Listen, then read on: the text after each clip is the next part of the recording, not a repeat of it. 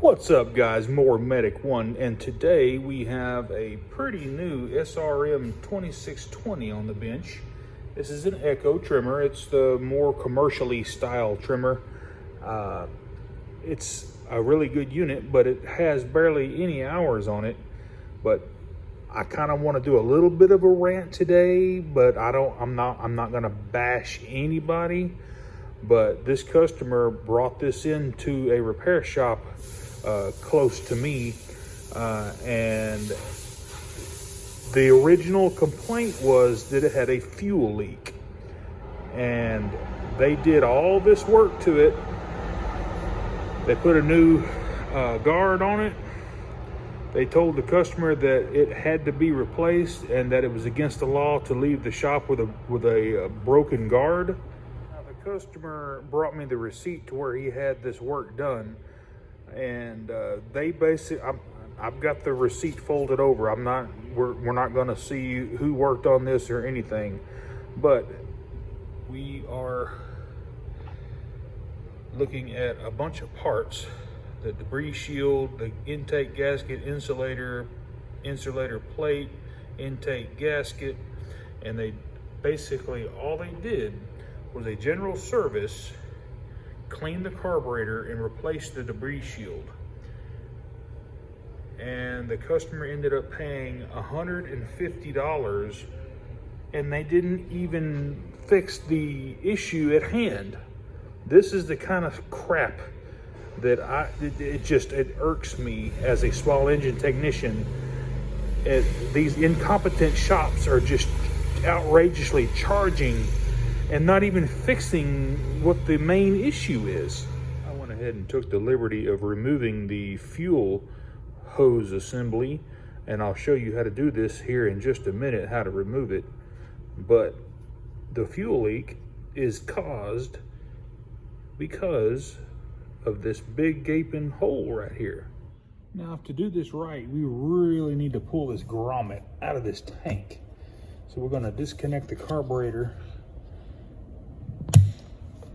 the fuel lines at the carburetor, and then we're going to take just a little steel pocket screwdriver, and we're carefully going to get right up underneath this lip of this grommet, and we're going to remove it. Just push it up without tearing it. Don't use a sharp screwdriver for this, because you could basically puncture it. So let's pull this out and retrieve the fuel filter.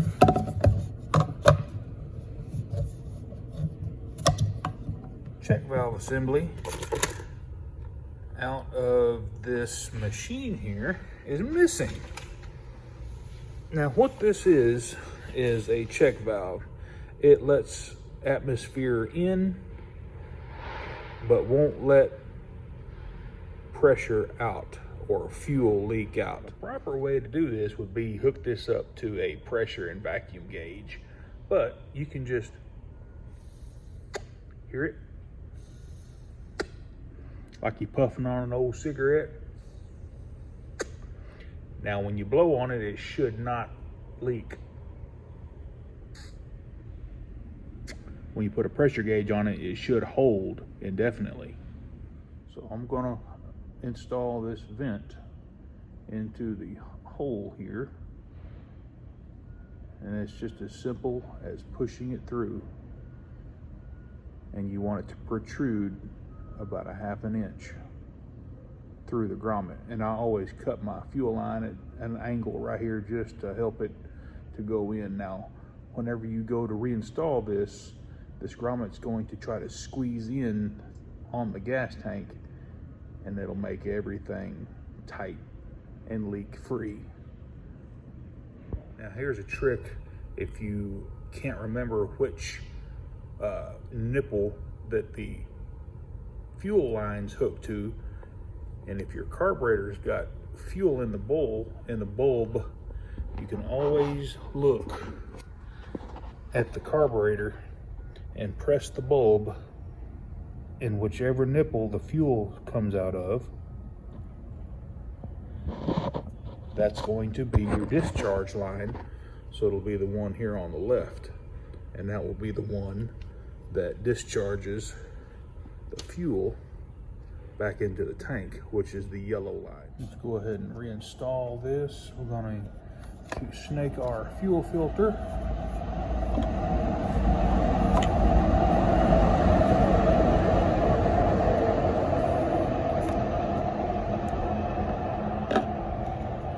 Back down into the tank.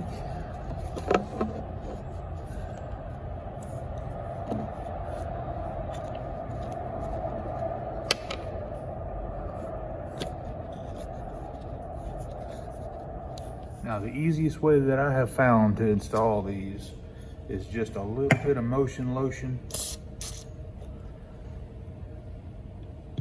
And we're going to take our fingers and we are going to start one end of it down in the tank so it catches on the lip, and then we're just going to push it with our fingers and just work it around till it pops in, just like that right there.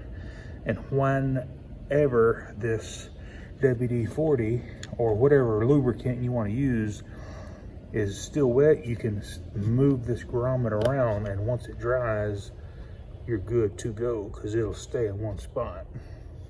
Reattach your fuel lines.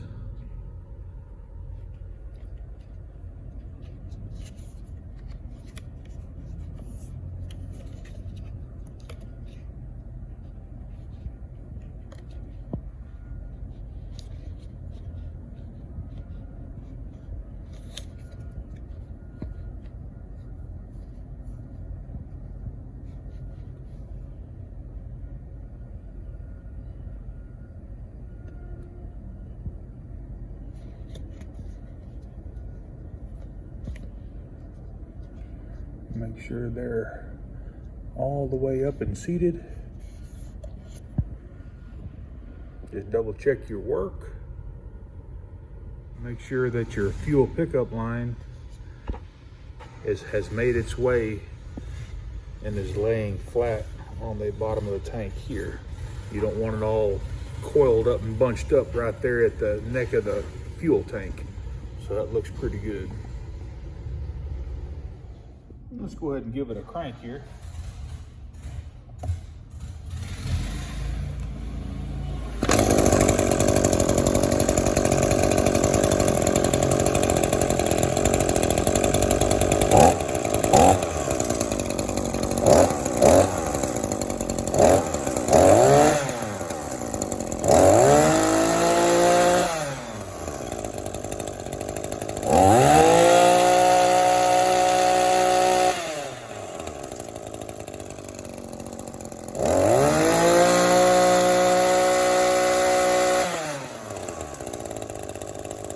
Alrighty guys, my little buddy, he's out with rotator cuff surgery.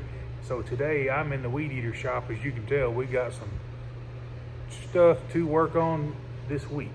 But anyway guys, hey listen, man, I'd be a hot mother sticker if that was my weed eater and I paid $150 and it didn't even, 9 times out of 10 didn't need all that stuff. It just needed the frickin' little vent and the little line.